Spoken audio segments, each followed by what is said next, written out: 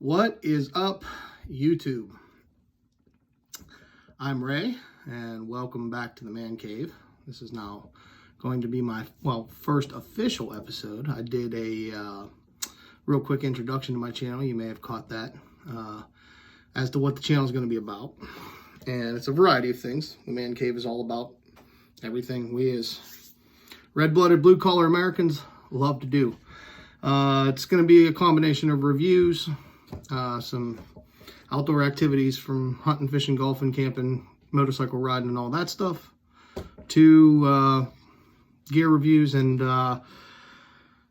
just different adventures, different trips going places, and sometimes I'll just sit and vlog. Now today, I decided to kick things off with a little review, and it's a little out of season, I'm not going to lie. I'm doing some cleaning here in the Man Cave, some reorganizing and getting some of my gear put in different places for me to easily access it depending on the season. And in doing so, I have all my hunting crap dug out. So this gave me an idea. I thought it'd be a simple, easy video to get out there for you guys to watch. I know it's not hunting season yet. It's the middle of July. There's nothing to hunt except for groundhogs, crows, and rattlesnakes, which I love to do. And actually, my one pack was just set up for rattlesnake hunting. The weather's just being uncooperative right now, so I haven't been able to get out. But that's neither here nor there. What today is going to be about, and I look forward to the comments. I look forward to anybody who has suggestions, because I'm always open to suggestions. So I'm going to go over what I carry as my field pack when I go out hunting for anything. It doesn't matter if I'm going out for whitetail deer or for bear. I live in Pennsylvania, by the way, for those of you who don't know me or know anything about me yet. I'm from Pennsylvania. In Pennsylvania here, we have a pretty nice long hunting season. It starts for small game, usually around the end of September, and then as the larger game comes into season in October, November, and December, it usually plays out through the end of the year, and then even at the beginning of the year, the beginning of the new year, January and February, there are still some extended seasons for certain things like small game, rabbits, squirrels, and grouse, things like that. Coyotes you can hunt pretty much year-round here in PA because they're a nuisance animal that the Game Commission saw fit to release in order to control the deer population. Thank you very much. So anyhow, I hunt a variety of different things. I've got a number of different ways that I like to hunt. You may see over my shoulder my bow hanging on the wall back there. I am an archery hunter, so I do enjoy doing that. I also love guns. So, if I'm not successful with my bow, I get out in gun season and try to get it done with the rifle. I also love to small game hunt. So I do a variety of different types of hunting throughout the seasons and throughout the year. I even find that these packs are handy for when I go on a quick fishing adventure and I need something that can just hold a few odds and ends for me for the day. I'll empty out the hunting gear and replace it with the necessities for the day. But anyhow, I digress. So today, right now I have the phone. I'm sitting at my workbench right now speaking to you. In a minute, you're going to kind of get a look at the workbench. So I apologize if any of the stuff I have hanging in the background where the phone is right now is, hopefully it doesn't look like a clutter to you so that you can understand what you're looking at. But what I'm going to do is I'm going to show you my two backpacks and talk about the brand, talk about the things that I carry. This is what I consider to be the essentials that every hunter should take with them when they go into the woods for any length of time, whether it's just for a few hours of hunting or whether it's for a whole weekend of hunting or a whole week of hunting. Depending on where you are and what you like to hunt, your pack will vary, of course. There's going to be more things in it besides just what I'm about to show you. But what I'm about to show you is what, in my opinion, and you guys may think differently, are the main essentials that should be in your pack at all times. They should just live in the pack.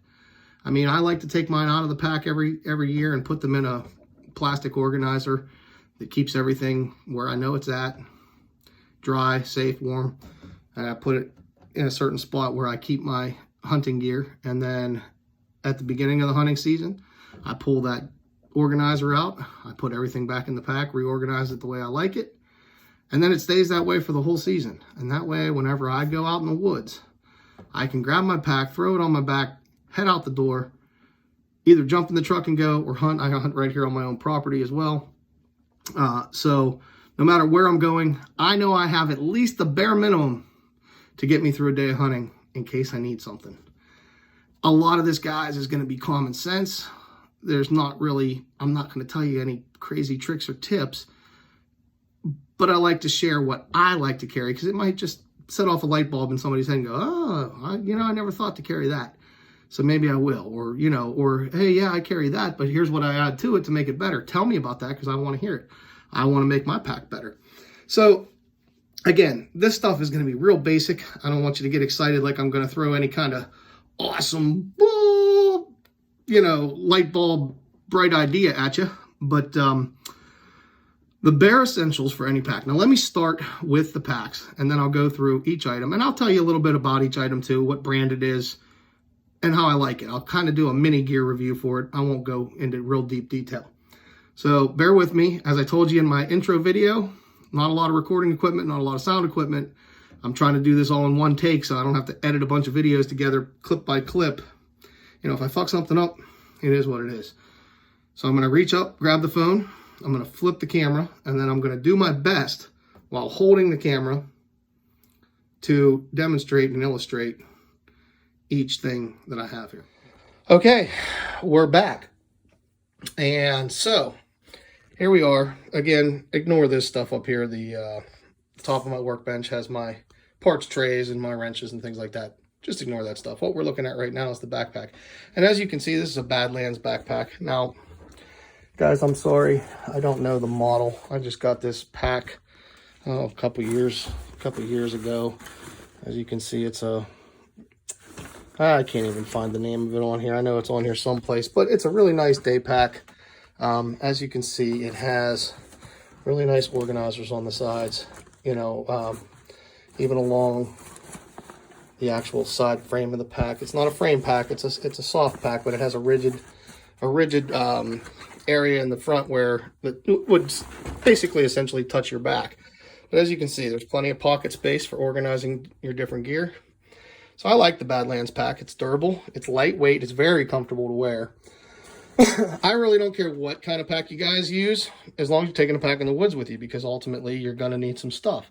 And I'm pretty sure all of you guys out there that are hunters, you do. And you probably have your own preference as to what gear or brands you like, okay? And you may notice that on this pack right here, I've got a fixed blade survival type knife mounted inside the holster, the inner holster of the pack. And that just stays there permanently. And we'll get back to that in a minute when I start talking about the gear. And then over here, we've got a little bit smaller day pack. Now, as you can see, this is just a small oval. It's got a few less pockets. Same brand, same camouflage color. I'm not real particular about my camo. I'm not picky. As long as I like the pack, I'll take whatever color camo it comes in. These two matched each other. It worked out perfectly. I got these at the same time. I actually bought them directly from the Badlands website, because there was a good sale going on. Again, I want to make sure everybody understands none of this stuff that I'm reviewing or talking about am I sponsored by. I get no kickbacks or other perks to talking about this kind of stuff. So I'm just basically sharing with you what I have and what I like. And I do like the Badlands packs. They really make a good quality pack. And this particular pack has, it's super lightweight. It's real easy. I'll flip it over here. You can see it's got the nice mesh in the back to keep you cool. I use this a lot of times in the summertime when I do those quick fishing trips, or when I go rattlesnake hunting. This is my rattlesnake pack because it's lighter, it's easier to lug in the woods. So depending on what type of hunting trip I'm doing, depends on what pack I'm taking. But no matter which pack I'm taking, it's always going to have the essentials in it that I am about to show you guys. Okay, so once again, I'm going to cut the video for a second, flip the camera back around, and then we're going to get into some of the gear, and I'm going to talk about it a little bit. All right, be right back. Okay, and we're back. So you've just seen the two Badlands packs that I like to carry when I go out in the woods, no matter whether it be for just a hike or whether I'm hunting something. I know you guys all probably carry packs too, and what you put in your packs is going to vary from mine. And again, this is not all I put in my packs. This is just all I keep in my pack permanently so that I know that it's always there in case I need it, okay?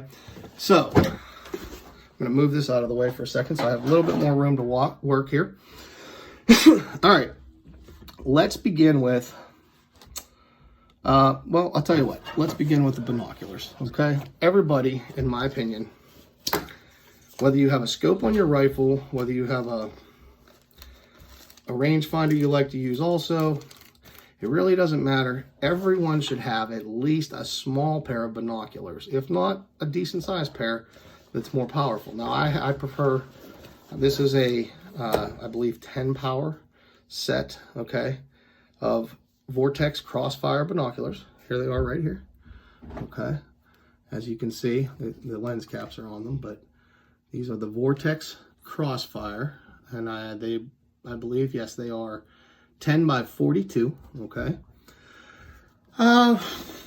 You guys can research it on Amazon or Vortex website or whatever hunting outlet stores you like to shop online for, or whatever regular stores like Cabela's or Bass Pro or Dick's or whatever you like to go to get your hunting gear. Vortex is pretty readily available at just about any retailer, as well as any website or online forum that you can find. I love Vortex because they're an American-made company. And they also have a really, really great warranty, lifetime guarantees on their products. If you destroy one of these in any way, whether it's your fault or not, Vortex will make it right for you. And that, in and of itself, I apologize, I don't know if you can hear that noise in the background. My dog is upset because I have him trapped in the room. Give me 1 second while I let him out so we don't have to listen to him whine. All right, go ahead. Go on. Keep going. Okay, sorry for the interruption. The pup gets what the pup wants because he doesn't like, he gets impatient. He's spoiled. Anyway, Vortex binoculars. Now, why am I insisting that everyone should have a pair of binoculars in their backpack?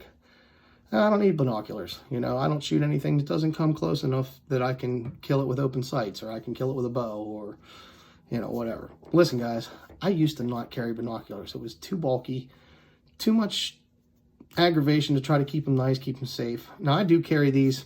The one thing I did not show you guys is the matching Badlands Bino System binocular holder that straps. It's like a cross strap that goes over your shoulders, and it rides them right here on your chest in an enclosed magnetic pouch. So when you need them, you pull down, it's open, you grab your binoculars, you can look through them, put them back in the pouch, and they'll just sit right there. And then if you want to ensure that they don't jump out while you're moving, you just flip the magnetic latch back up over it.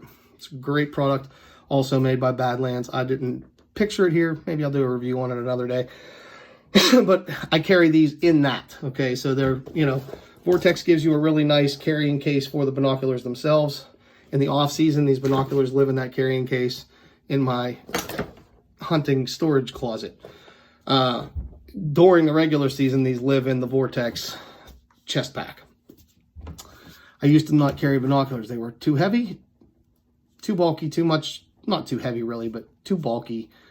One more thing you had to worry about losing, breaking, whatever. But I started realizing that, you know, when you see something off in the distance, you really want to prepare yourself for what may come down the road.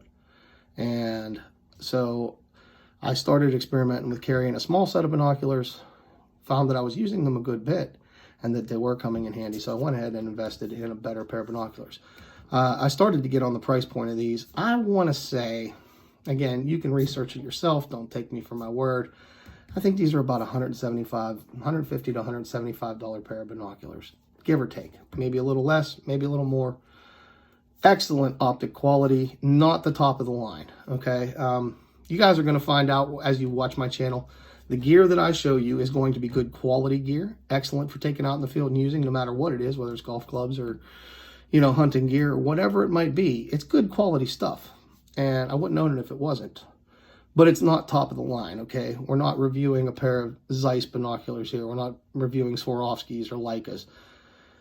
I can't, on my salary, I can't afford that top end stuff. And I'm not saying there's anything wrong with it. If you can afford it, by all means, get the best you can afford. Vortex hits that price point for me. You know, most of their good quality, middle of the road stuff runs anywhere between $100 and $300, depending on what item we're talking about. And I can afford that. So, $150 pair of binoculars, 10 power, excellent light transmission, excellent optic quality. I keep them with me at all times in my pack. Even if I don't think I'm going to need them, it's nice to know that they're there. So this is one of the things that lives in my pack. It's an essential to take in the woods with you. You just never know when they can come in handy.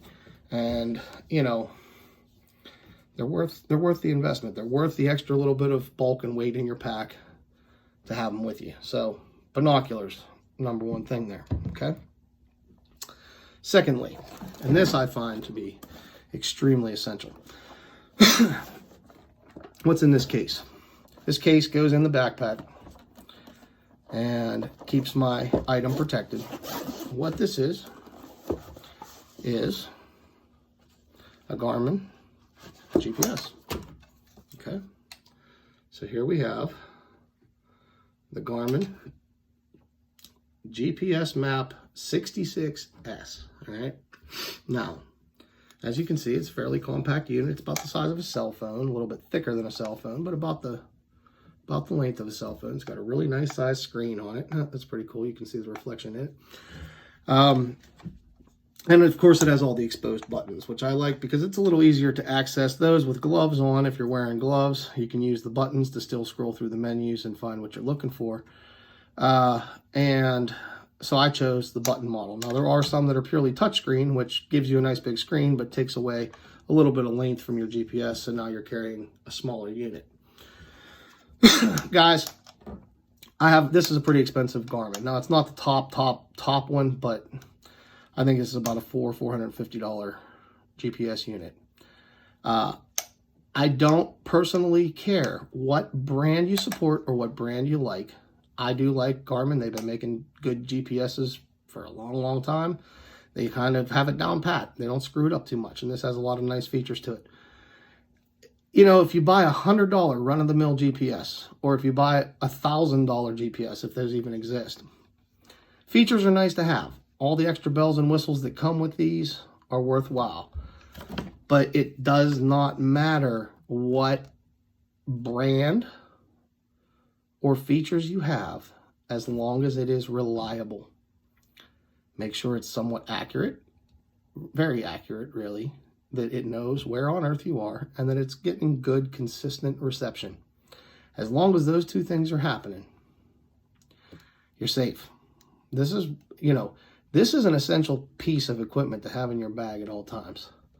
Now, folks, you're going to say, I know the comments are going to come in. Why do I need a GPS? I only hunt where I know where I'm at. I'm not going to get lost. You know, probably not. And I've said the same thing myself for many, many years before I invested in one of these. I've been wanting to invest in one of these for many years. I just got this last year.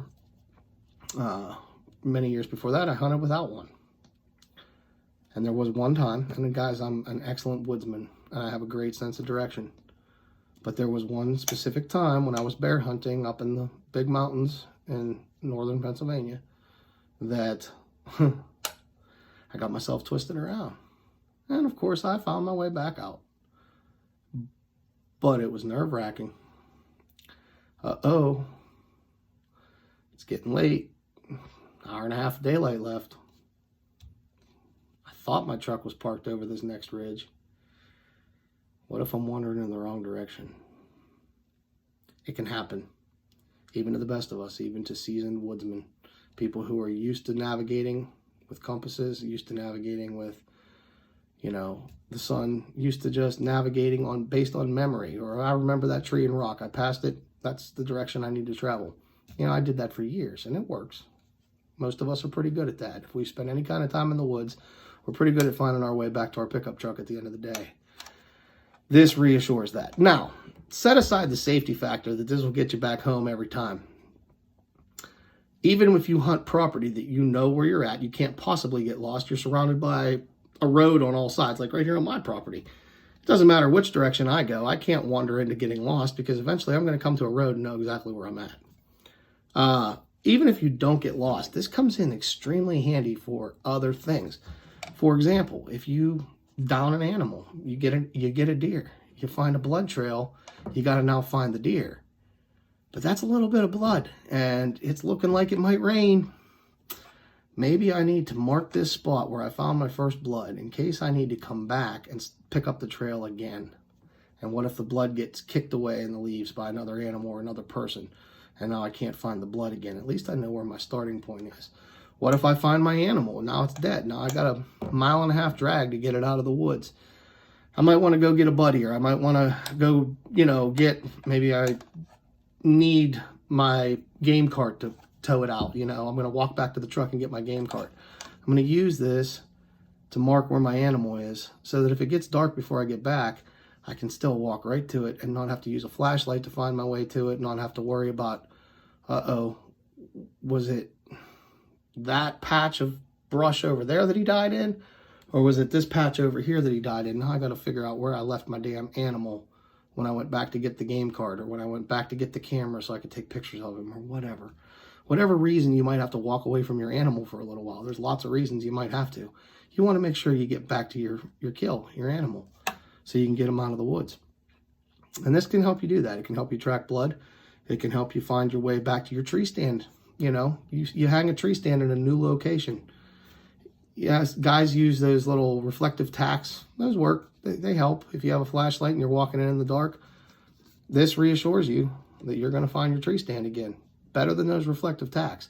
It's real easy for another dickhead hunter to pull those reflective tacks out if they spot them, and they're pretty simple to spot. At that point, you can't find your way back to your tree stand. This is going to get you back to your tree stand. All right? So, it's essential in my opinion. And again, you guys are welcome to disagree with me, or if you have better suggestions, post them in the comments at the bottom. Essential piece of equipment, GPS. Don't care what brand. Just get yourself a good GPS. Keep it in your backpack at all times. And of course, it should go without saying, but I'll mention it anyway. Where's my case? There it is. Okay, so I told you I got this nice little protective case for it. Little hard shell case, you can see. Okay, it's it zips open, and it's got a pouch inside for nothing more than batteries. Okay, guys, check this out. So these batteries, they're just double A's. That's what this GPS uses. Another reason I picked this. It uses standard common batteries that you don't have to worry about. Double A batteries. But what's cool is the case that they're in. All right. I picked this up on Amazon. I can't remember what brand. Storacell. That's it. So Storacell battery carriers. This is a 4 AA. They make them in 6 and 8 and things like that. They make them in all different varieties for different sizes. But it securely holds 4 batteries that aren't going to fall out, can't tip over. Keeps them separated so that they're not rubbing against each other and the acid's running out and corroding and doing all that stupid shit. And they tuck very nicely right into that pouch. And I've always got spare batteries for my GPS in case the battery runs out. I'm not stranded. All right. Again, this is common sense stuff. I'm not telling you anything you don't already know, so please don't think I'm trying to insult your intelligence. I'm just showing you what I carry and what I find to be essential. Okay, so we've covered the binoculars. We've covered the GPS. What's next? Again, it goes without saying. I'm sure you all do it anyway. You should have, as an essential piece of gear, always in your backpack, at least one decent flashlight. Doesn't have to be an expensive one. It can be a $7 Amazon. I think that's actually what this is. Yeah. Atomic Beam. I think these cost like 12 bucks on Amazon, maybe less. This is not the greatest flashlight in the world. Coming from a retired police officer, I have $200 flashlights that'll knock somebody right out of their shoes if you shine it on them. I do use those more often than not, and usually one of those is in my backpack as well. But this, just being simple to operate, bright enough to get you in and out of the woods, bright enough to signal in an emergency to someone who may see it from a distance. It's zoomable. It, I think, might even have a red light mode on it. I don't know, but red lights are great too. Again, I don't care what brand of flashlight you use. I don't care what lumen or candle power flashlight you use. It's not important how much money you spend on it. What's important is that you have either a flashlight or a headlamp or both. I've never been in the military, folks. Never. I was a police officer, but I was never in the actual military. But I know lots of folks that were. And one thing the military preaches is 1 is none and 2 is 1. So if you go into any situation with one item, it's likely you may as well have 0 items, because as luck would have it, this item could fail. And if this item fails, then this essential item that you needed is no longer useful. If you have 2, you still have 1. When 1 fails, you still have a backup. I believe in that motto. 1 is none, 2 is 1. And if you continue on, 3 is 2. You know, so anything I carry, minus the expensive electronics, let's face it, I'm not carrying more than 1 pair of binoculars. I'm not carrying more than 1 GPS. Any of the expensive items, I'm carrying 1, and then I carry the backup batteries for it or whatever I need. Flashlights, simple things like this. I carry a headlamp and a flashlight. But again, this is just the one thing that never leaves the bag, because it always needs to be there in case you need it. And I'm not going to get into all the reasons why you might need a flashlight while you're hunting. You guys are intelligent enough to figure that out. Okay. Here's one that you may or may not carry. This one I've been carrying, excuse me, I apologize. A little bit of heartburn there. I have been carrying these since, well, basically since they came out, since the technology came out. Since I was 12 years old, I've been carrying these, because that's how old you have to be in Pennsylvania to hunt, at least when I started hunting. Now things have changed a little bit. Since I was 12, I've been carrying these. Now, this is not the same model I carried when I was 12, but I feel that these are very essential for many, many reasons, and I'll get into that in a second. But what we have here is a Motorola radio. In fact, we have 2. We have a set, all right? Motorola, Cobra, Midland, they all make really good handheld walkie-talkies that are quality. They work. They have ranges from 2 miles out to like 15 miles. Honestly, I don't know if it makes a difference. I honestly think 2 miles, maybe 3 on a good clear day, is about what you'll get out of any of these models, no matter what they advertise. But 2 miles is a long way, and it's handy. And depending on the terrain, mountains or deserts or whatever you might hunt, you may get a little better or worse performance, but you want to go with a quality company. Motorola, Cobra, Midland. There might be 1 or 2 more, but those are the 3 off the top of my head I can think of. Mine are Motorola's. I bought them as a set, so there are 2. And I carry both. Why do I carry both? Well, 1 is none, 2 is 1. So if 1 fails, I still have another. But on the other hand, a lot of times I hunt with friends. And that friend usually is not as prepared. So, hey, you going over there to hunt? I'm going over to here to hunt. We're going to have about a quarter mile, half mile distance between us. Let's keep in contact with one another, check in throughout the day, and let each other know that we're still safe and alive. Or, hey, I downed an animal. I could use your help getting it out of the woods. Or, hey, I forgot my GPS, so I'm lost. Come find me. Or, hey, I fell down on a rock that I tripped on and I seem to have twisted my ankle, or I broke my arm or my leg and I can't get out of the woods. I need help. Come rescue me. Cell phones don't always work everywhere, folks. It's great to take it with you. I do. It's great when they have reception, and most of the time they do. But let's be realistic. Some of the places that we go as hunters, as outdoorsmen in general, doesn't have to be hunting. You could be a mountain biker. You could be a hiker, whatever you like to do outdoors. The places we enjoy our outdoor activities sometimes are not so cell phone friendly. So don't always rely on the fact that I got my cell phone so I could always call for help if I need to. This broadcasts a pretty long way, several miles. Other people have these. Other radio frequencies are being scanned by all kinds of different emergency channels, 911s, things like that. So you can always, these also have, this particular model has a weather band on it also. So if there's any emergency weather rolling in, you can click over to that. I think this is a Bluetooth one. So it'll actually Bluetooth to your phone and give you some other kinds of updates and things. Again, lots of features with these. I think there's $100 for this set. A little more expensive. You can get a nice set. You can get a really nice set without all the bells and whistles, but ones that work probably 3-4 miles for $40. So I carry 2 Motorola personal walkie-talkies with me. I find them to be extremely useful, even in bear season, especially bear season in Pennsylvania. Maybe I don't use mine, say I'm hunting alone, which doesn't usually happen. I usually go with a buddy, and they usually have the other one of these. But if I do happen to be out there alone, even in deer season too, I'll turn it on, keep the volume low so that it doesn't scare anything away, or maybe put my earbud in, and I'll put it on scan, which scans all of the frequencies out there. And then you can hear the other hunters and what they're talking about doing. Hey, we're getting ready to put on a drive down through, you know, Bear Gulch Hollow, whatever it might be. Oh, I'm only about a half a mile from Bear Gulch Hollow. If they get something moving, there's a chance they might chase something past me. So now I know I better be a little bit more alert, paying attention, because I got guys moving that could put game right past me. Lots of good strategies and things you can do with a walkie-talkie. Now, check your local and state laws. There are regulations and rules about using these during hunting seasons in certain states.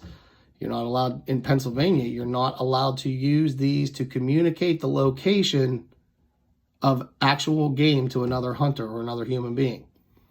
So I could call you on the radio and say, wow, I've got a really nice buck standing in front of me. If he just comes a little bit closer, I'm going to be able to get a shot. There's nothing illegal about that. But if I get on the radio and say, hey, Dad, or, you know, hey, brother, or whoever I'm hunting with, you've got a really nice buck coming to you. He's coming right down the gully, and probably in about 2 minutes, you're going to see him peek over that ridge. If he continues on the same path, he's going to walk right past you. Now I just broke the law. I know, seems stupid, but you have to watch what you say over these. Are they going to catch you? I don't know. But if you play by the rules, check your local and state laws. Make sure that the use of a communication device while hunting is legal. And if so, what can you say and can't you say on the communication devices? But again, essential in the backpack at all times. It's going to make your life a lot better to have it with you, to have that comfort of knowing you can use it if you need to. Doesn't weigh very much, doesn't take up much space in the pack. Worth having with you at all times. All right, let's get into just a few more things. I'm going to bang this one out real quick because it's a no-brainer, and I'm sure all of you have it. If you don't, you're crazy. Toilet paper. I don't need to explain what it's for. I keep a whole roll because, you know, aside from using it for its intended purpose, it can also be used as great markers for hanging on branches and things like that to mark your trails. Whatever you might find use for in the absorbent paper world, it's great to have one in your backpack. Now, this is one of those mega rolls or something like that. So what I did was I put it in a Ziploc bag so it doesn't get wet. And then I took all the air out of the Ziploc bag, or at least as much as I could, and squished this sucker down so that it fits in the backpack a little better. It is a little bulky, and of course they make smaller toilet paper rolls, so if you only want to carry enough just in case you have to do your business out there, I carry a big one. You don't have to. Just carry some. Have enough toilet paper to at least wipe your ass if you have to use the bathroom while you're out in the woods. That's all I need to say about that. Essential items should be in the bag at all times. All right. Moving on. This is one I like to keep in my bag, and maybe there's varieties. These are actually demonstrations, okay? I don't have my exact one that I like to keep with me right handy, so I didn't grab it, but I grabbed a couple others that I had in my closet right here just to show you some ideas of what you could put, okay?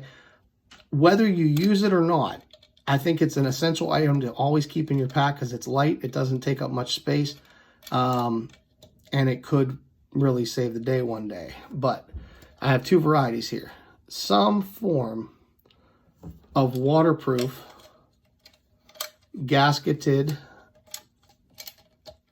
sorry, I'm struggling with this thing. Has a rubber gasket on the inside, keeps water out, and it locks. Or, you know, it essentially has a latch that locks it into place. Some form of plastic container that is waterproof, okay? What do you want to carry in it? That's up to you. But you should have one. Because let's get real here. Weather changes, things happen, accidents happen.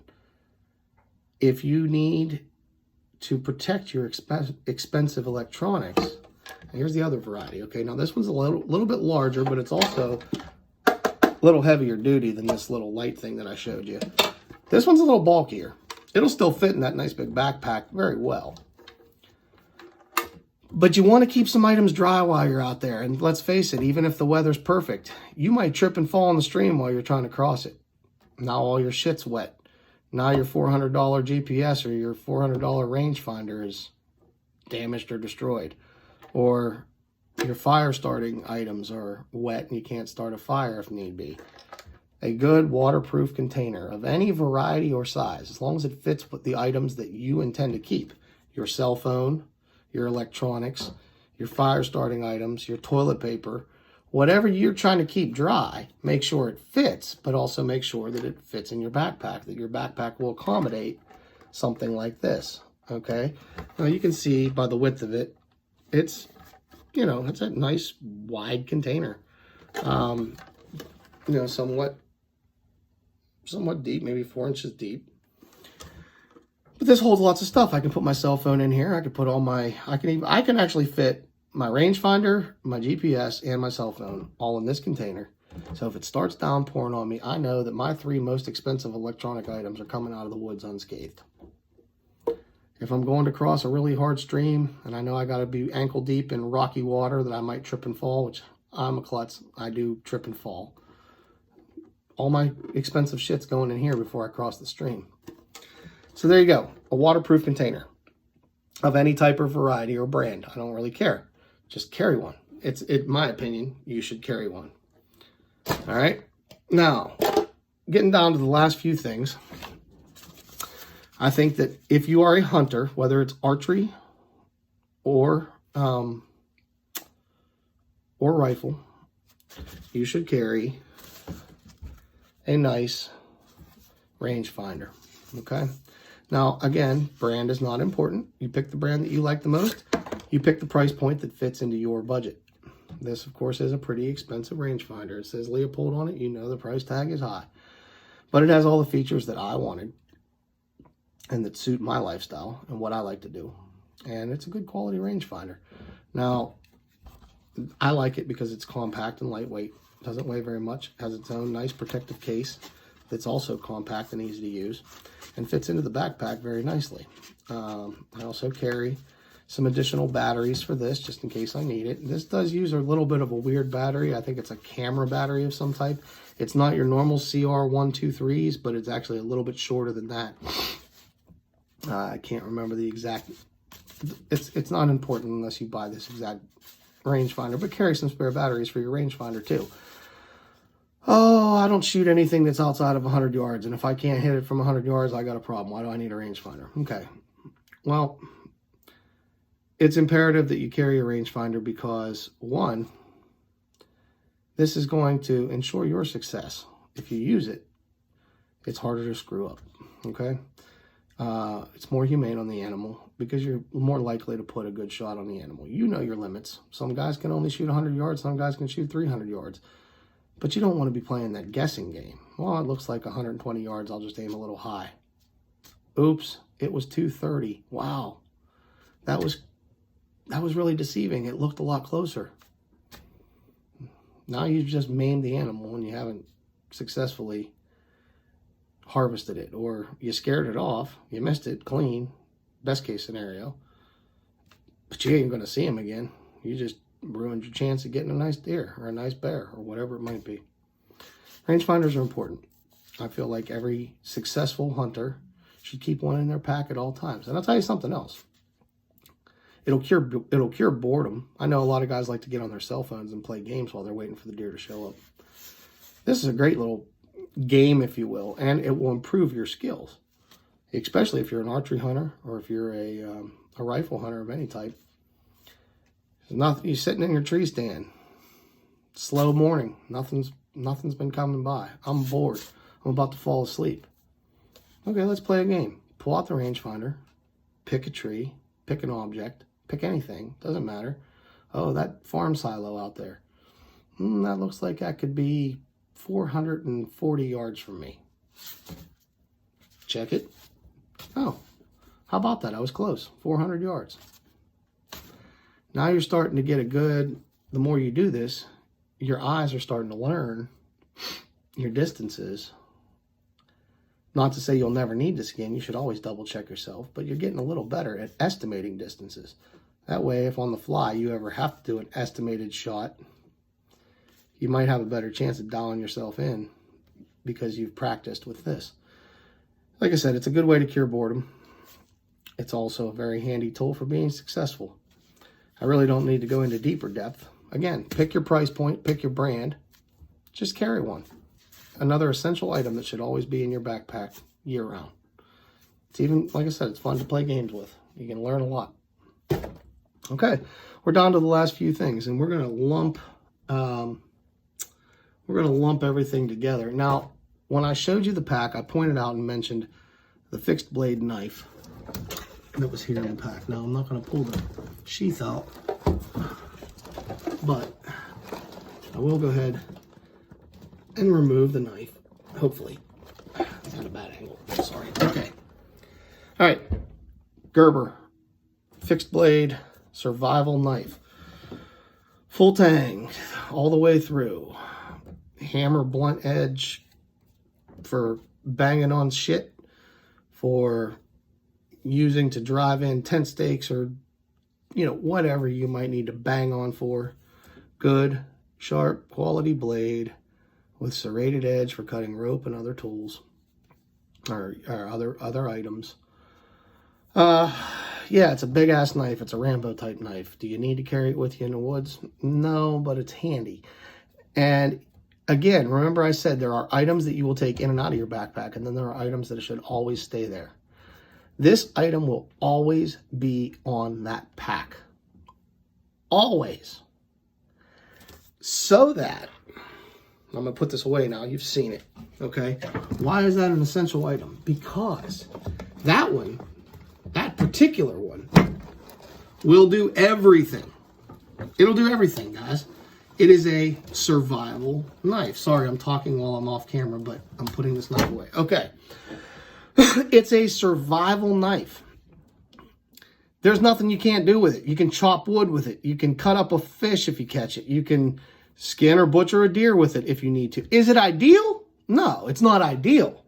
But it will do everything, and it's extremely heavy duty, okay? It's designed to be a survival knife and to go through all elements that you can put it through. So why is it essential to have it on the backpack? Well, for that reason alone, but also because every hunter usually carries, and again, we're going to go back to 1 is none, 2 is 1, okay? Every other hunter that's out there, I know you're all laughing at me going, well, duh, I'm going to carry a knife hunting. Yes, we're all going to carry a knife hunting, because what if we get an animal? Then we need to skin it and gut it and quarter it and do all that thing, all that fun shit to it to get it out of the field once we're done, right? We all carry some other form of hunting knife. Again, this is another Gerber. I'm not promoting any specific brand. I'm not endorsed by any of these companies. I'm just showing you what I carry. I particularly like this one for its rigidity and for the fact that I apologize for the filthiness of it. It has harvested a lot of animals, and this thing's been through World War III. It's got some mud caked on it right now that needs to be washed off, and it's got some animal guts on it that also need to be washed off. I just used this actually recently. So that being said, I carry a good gutting knife. This knife is specifically designed for cutting open a white-tailed deer or a bear or a mule deer or whatever. I don't care what animal. It's meant for opening up the guts of a fucking animal. All right? It's a lockback. It's lightweight. It's really solid. It comes with its own carrying case to make it easy to not get lost. But here's what I've done, guys, and this is why I go back to why does that other knife need to be on my backpack at all times? Isn't this in my backpack at all times? Yes, it is. This is in my backpack at all times too, and so is this one, a Havalon skinning knife, okay? Havalon makes some of the best replaceable blade skinning knives out there. This one's a real simple model. It'll also gut a deer, believe it or not. It's not just for, it's better off for skinning. Look at that skinny ass blade, okay? And it's a replaceable blade. So there's your skinning knife, which will work as a gutting knife if need be. But I like something with a little more backbone. Okay, so I carry a skinning knife, I carry a gutting knife, and I carry a catch-all knife. Let's go back to the catch-all knife. Here's what I've done. You might have too. I've done this a bazillion times. This has its own spot in my backpack, right? I take it out of the backpack. I use it for whatever I need to cut. Doesn't matter if it's an animal or some other piece of gear in the field that needs tuned or tweaked or whatever. I use it. Don't want to lose it. Don't want to set it down and forget it. So I put it in a pocket of my clothing, or I shift it to my quad or whatever. And then the next time I go out to the woods, lo and behold, it's still in the pocket of the clothes that I'm no longer wearing. Or it's got taken out of the pocket of the hunting coat or pants that I had on 2 days ago. And it got left sitting right here on my workbench because I meant to put it back in my backpack. And I forgot. So now am I up the shit creek because I just killed an animal and don't have a knife? Nope. Why? Because I've got the essential knife that's always on the backpack and never leaves it. It is literally laced into the backpack, so I can take the knife out of the sheath, but when I go to put it back in the sheath, it has to go back to the backpack. 3 knives, guys. Skinning, gutting, and then catch-all. That's just me. These other 2 knives do live in my backpack, and usually they're there, but I have forgotten them. And when I forget them, then I go, well, at least I'm not completely screwed. If I get an animal or if I need a knife, I still have the essential knife. Okay. I know this video is getting lengthy. Thank you for bearing with me. While I'm on the subject, please like, subscribe. I'm new to this. Click the notification button if you want to be notified of more videos. And feel free to leave your comments of any type, whether they're constructive criticism, whether they're suggestions, or whether they're questions. And if you ask a question or you have something you want to say, feel free. I will make every effort to get back to you, okay? Last thing, and again, this is just the essentials. This is not pictured here, but I will mention it out loud. Some kind of a drag rope, maybe 6 foot long or, 4 to 6 foot long of some type. I like to use good heavy gauge rope that you can pretty much hang a tractor from out of a tree, only because it can become handy for other items, other things, other uses. But, some kind of a rope, maybe 6 foot long, maybe 4 foot long. I usually put big, heavy grade carabiner style clips on one end, and then big, heavy grade eye hooks on the other, just circle eye hook, and that way you can use that rope in a number of different fashions to do different things. Even if you're trying to build yourself a simple ground blind while you're out there and you need to move a couple of larger logs and you can't really pick up the log, but you can get your rope around it and drag it. I've used it for more than just dragging animals out of the woods. So I carry a nice heavy grade rope. It's not pictured here because it's right now down in my garage because it was being used for another thing. But so rope should be in the bag at all times, no matter what. And then last thing, and these go together, so I'll just show them to you together. We have a very small cube of Duraflame fire starter, fire log. in its own packaging. Self-contained, weighs about quarter pound, okay? And then 1 is none, 2 is 1, 2 lighters, all right? 1, it's a Zippo, but it's a butane Zippo, okay, with double flames. See that? All right, I replace I have a bunch of different Zippos. Oh, one of my wrenches just fell. I have a bunch of different Zippos, but every Zippo I own has this replacement insert inside of it, okay? You can get these on Amazon for $9 to $12, all right? There is one made by Zippo, and then there's this off-name brand, whatever. The off-name brand doesn't work quite as well. I probably will be going over to the Zippo brand when I start replacing these, but it's a butane insert because butane does a really good job at, it's a torch. And if you need that torch effect for anything, whether it's burning the end of a piece of string or parachute cord, sorry, had a brain fart there.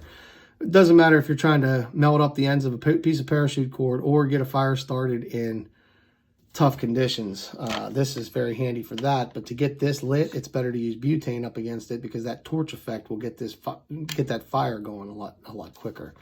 So I like to have a torch of some type, refillable. I make sure it's filled before I go out every time.